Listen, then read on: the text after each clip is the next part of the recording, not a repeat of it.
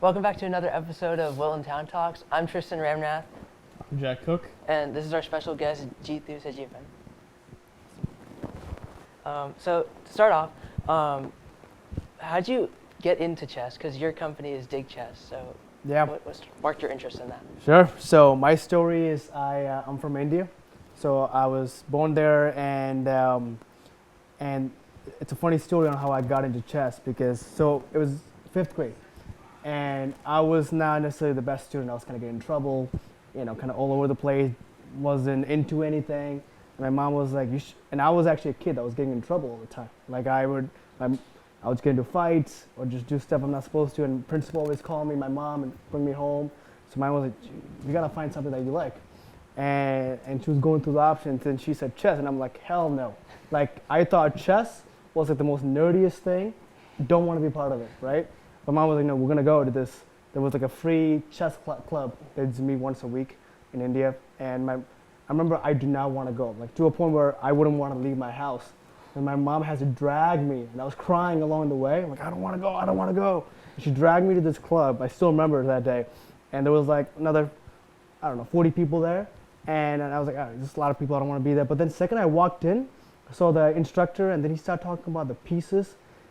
I don't know what it was, but something about like the fact about the pieces and how they move differently. And everything is like, there's imagination, and you're like, every game has its own way. Like there's no game's the same, right? Every game is different, every piece moved differently. It just got my attention. Like I remember like still looking at the chess piece, I'm like, wow, this is so cool. So that's how I got into chess. And this is the first time I find something that I like. I went to club, or continue going to the club nonstop. A couple weeks into that program, just like any other program, the 30 kids that started, half of them disappeared. It came down to like 10 people, 5 people, but I still go. I love it. I love the fact that I could play it. So that's how I got into chess. I quickly found that I'm good at it. I could work hard and I could be good at it, which helped me that I started playing in chess tournaments, and I started doing well in chess tournaments.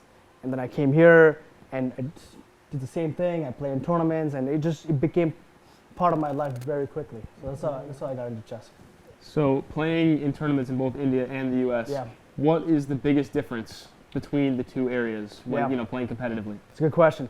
So in India, it's actually much harder to organize tournaments. Like here, so I organize my own tournament with my company, like almost every weekend.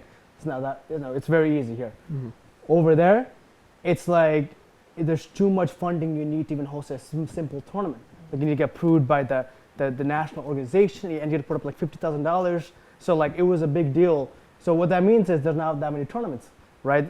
I remember there's only been like 3 tournaments a year in my state, or unless you go to other states to go and play. So what does that mean?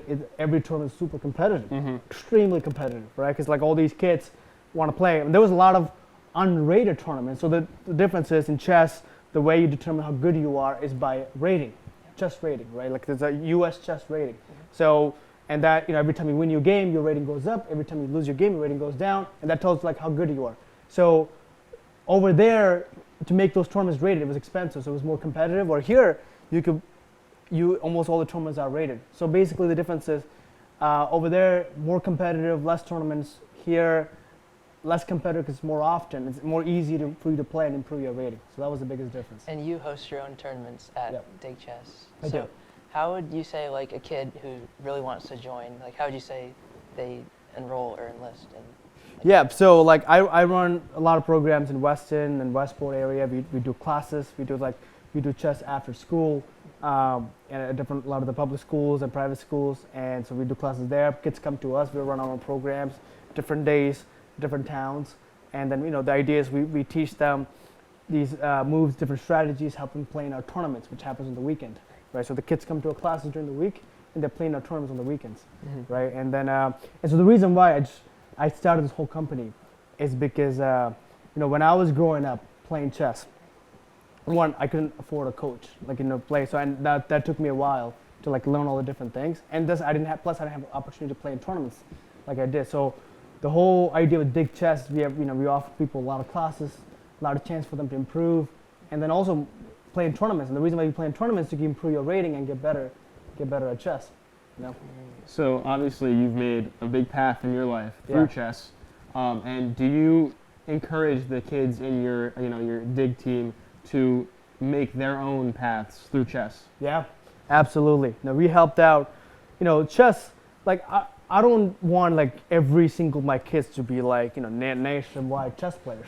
Like I think the benefit I see, like for me myself, I thought I'd be a professional chess player, but I changed career. But like even there's things that chess teaches you that I think are super valuable in your day-to-day life. Like for example, like one thing that chess taught me really well is that my instinct, like going with your gut, right? So like if you play in a tournament, like I was telling you guys earlier, when you have less time on the clock as the game getting towards the end, you don't have enough time to think about every possible scenario. Like what happened, knight goes in, what happened, is you don't have those choices. So you got to kind of trust your gut. Like, hey, I'm gonna just make a move that I feel is a good move. And there's no explanation for it.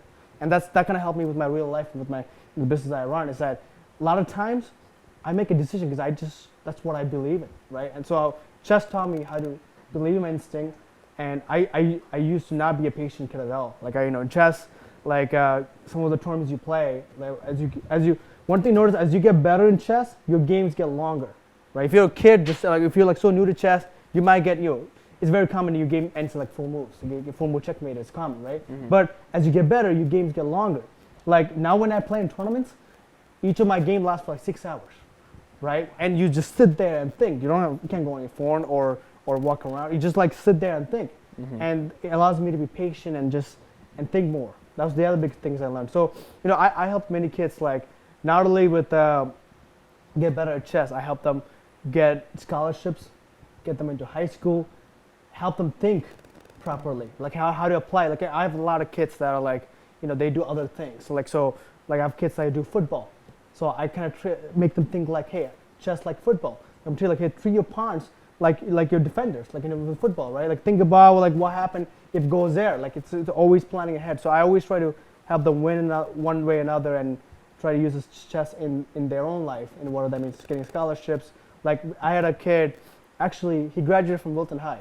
His name was Charles Gilchrist. I think he graduated, I believe, in 2021. He wrote his so he had no intention to be like a professional chess player or any of that, but I used to do private lessons with him. He lives in Wilton, and he actually wrote his whole college essay about me and chess and how we helped him grow in chess. Wow. And he got into his dream school, it was University of Miami. Nice. He finished there, he got a good degree, but all because of the chess. And mind you, he's never been a professional chess player, he never cared to be, but like things that chess taught him stick with him that helped him get into a dream college. So cool. Yeah. That's really neat. You said earlier when we were talking, you said that you beat a grandmaster. Yeah. Like, is there anything like about that game, or like just like as an experience like that you remember? Yeah. So that was a game So my story was like, so my whole high school here, I was traveling everywhere playing chess tournaments. Every weekend I was playing tournaments. So this particular tournament was in Las Vegas. So it was a big memorable one because it took a lot of traveling to be there, and and I wasn't that good. I was okay. No, I was great. Like my rating was like 1800. The grandmaster was like 2500, right? So like big difference. And we were playing a blitz tournament, and I thought I have zero shot. Like literally an 1800 beating a grandmaster, if you put in percentage wise, is probably like 0.00001. It's like never here, right? So like I was playing my best game, and I was, I know that I shouldn't attack because I want to just like defend myself, like not make a move, and then I did a pretty good job defending, not make a mistake, and then he was thinking a lot to figure out a way to like break into me, but I was like, but that caused him to go down on time, and he was down on time, and he made a mistake. I was telling you, I made a knife fork, and I burst into his side, and I won the game. Wow. So one thing I did learn from that experience, a lot of chess players, right? When they see their rating, when they're playing a tournament, and I'm playing with somebody who has a higher rating than me, I'm here, I'm there, they immediately get intimidated. They're like, I'm gonna lose the game.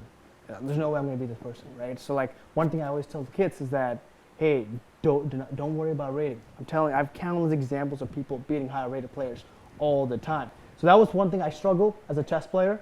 It took me a couple of years to realize that just because they have a higher rating doesn't mean they're gonna win the game. Chess, there's a lot of factors depend on it.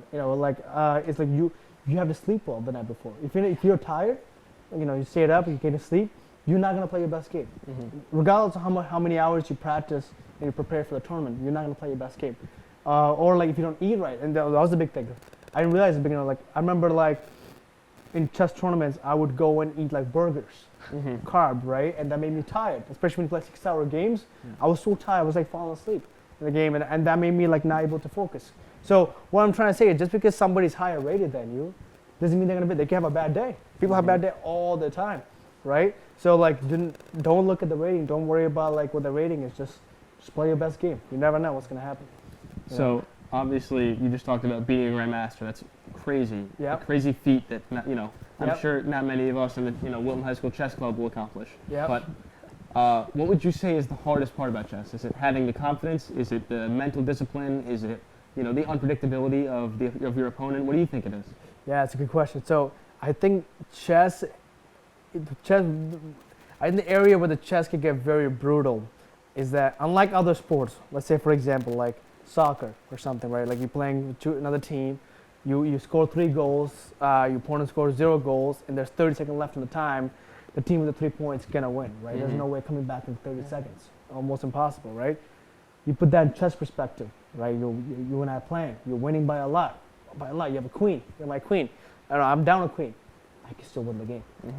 I can still background checkmate you, right? That's what chess gets so brutal.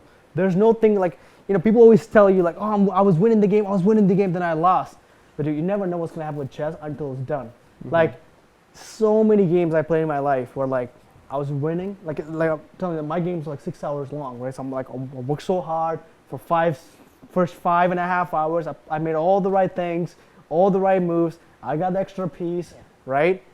Play 50 best moves ever, and then I make one mistake on that 51st move, and I lose the game, right? So like chess is so brutal where like, it's like, it punishes you hard when you like make a single mistake. But that kind of correlates with life, right? You could be like doing all the good decisions as a kid. You were in high school, you never got in trouble. You were always a perfect kid. But then you make one mistake, it just threw you back so far. Like I think, which is probably the hardest thing in chess. But I also think it's the best thing in chess because that kind of teaches you to be prepared for life, in my opinion. Because anything can happen. Anything could happen. Just because you were like a good kid for like 20 years of your life doesn't mean like that gives you the right to like make a mistake in your next year. That's a good moral to go by as well. Yeah. No, that's I think, and then that's kind of like, so when I was in high school, one thing I want to mention about chess is that I applied senior year.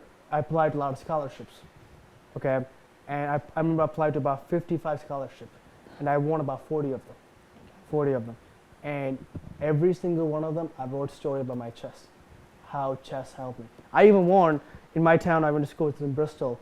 They have an athletic academic Hall of Fame. That's what they call it. Athletic academic always goes to a varsity football player that go into some D1 school, or like some basketball player that's gonna like make it into NBA.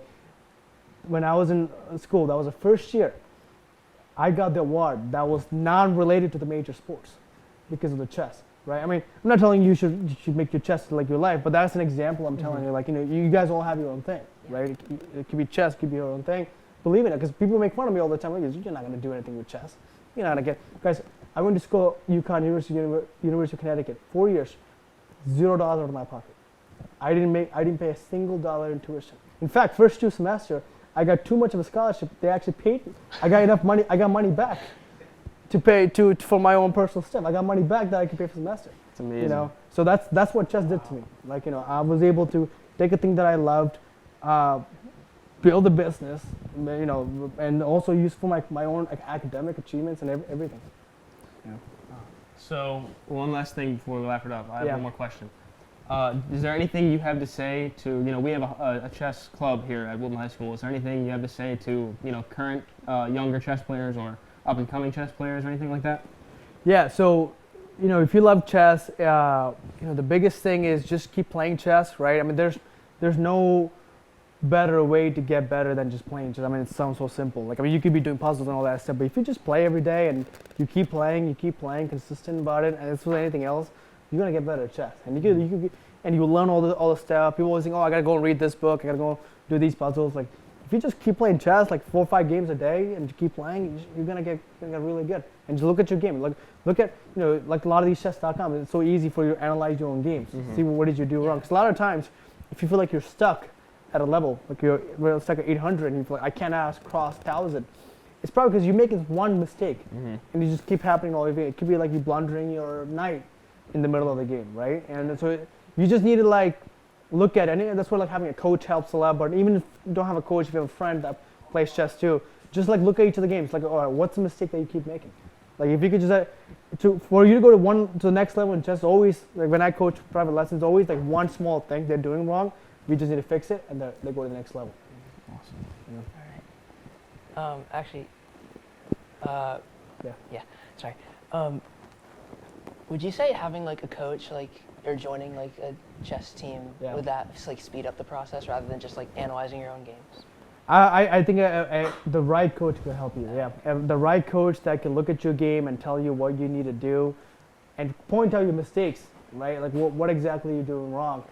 And a coach, a biggest thing a coach could add value to is like hold you accountable, right? Be like, hey, you're gonna play these many games. That's where like I see the biggest advantage. Like if you're playing yourself, you're like, oh, I'm doing for fun. You may not see improvement, but if you have a coach, I'm your coach. I'm telling you, hey, you gotta play 3 games a day, and I'm looking at.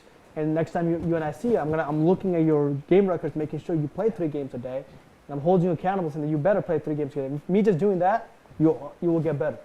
So that's, having a right coach will definitely make us a difference. All right. So thanks for coming on the interview. Yeah, so, no problem. Thank you. Pleasure. Absolutely. So we'll close it up here. This is Jithu, and I'm Jack Cook. And I'm Tristan Ramnath. Thank you for watching Wilton Town Talks. If you're looking for more content, go to Creative Classroom 09 on Instagram or Maria Bruce's YouTube channel. Thank you. Thank you.